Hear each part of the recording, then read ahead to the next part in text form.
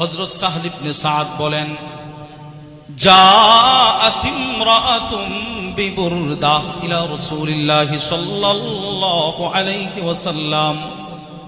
এক মহিলা নবীজির কাছে একটা বুরদা নিয়ে আসছে। বুরদা কি সাহাবী নিজে আমাদেরকে চেনায়। হিয়া শামলা মানসুজুন ফি হাশিয়াতিহা। বুরদা বলা হয় এমন চাদর যে চাদরের চতুর্দিকে কারুকার্য করা থাকে।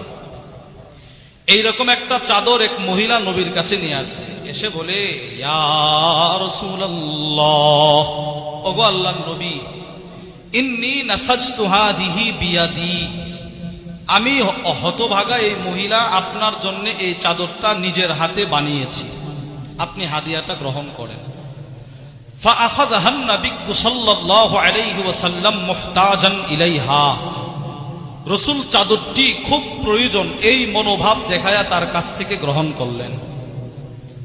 সাহাবারা বলেন, রাসূল চাদরটা পরিধান করে সাহাবাদের মজমায় আসলেন। এক সাহাবী দাঁড়ায় বলে, ইয়া রাসূলুল্লাহ, আপনার চাদরটা বড় সুন্দর, আমার চাদরটার বড় প্রয়োজন, আমারে দিয়ে দেন। সাথে সাথে আল্লাহর রাসূল বললেন, ঠিক আছে, চাদরটা তোমাকে দিয়ে দিব। সুম্মা রাজা, রাসূল নিজের ঘরে চলে গেলেন। ফাতাওয়াহা, রাসূল নিজের হাতে চাদরটা ভাঁজ করলেন। সুম্মা আরসালা বিহা ইলাই, নবীজি ওই সাহাবীর কাছে চাদরটি হাদিয়া পাঠিয়ে দিলেন।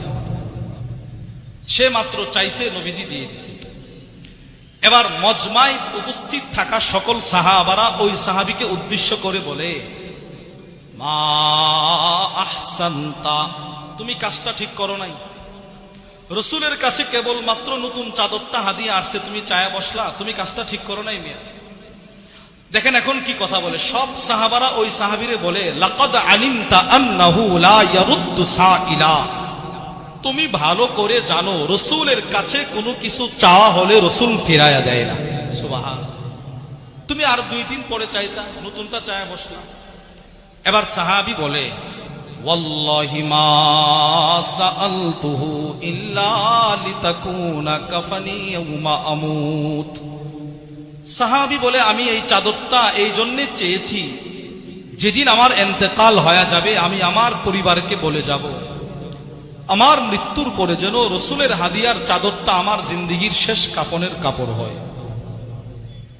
আমার দিল বলে, নবীজির চাদর যদি আমার জিন্দেগীর শেষ কাফনের কাপড় হয়, তা আমাকে আল্লাহ মিজান সহজ করে দিবে।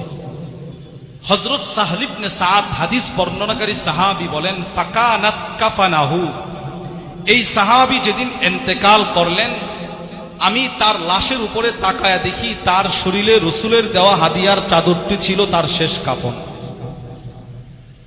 আমি এই হাদিস থেকে আপনাদেরকে যে কথাটা বুঝাইলাম, নতুন চাদর মাত্র নবীর কাছে আসছে, সাহাবী একজন চাইছে, রাসূল বলে না এই যে কয়দিন পরে দেব, সাথে সাথে নবীজি খুলে দিয়ে দিছে।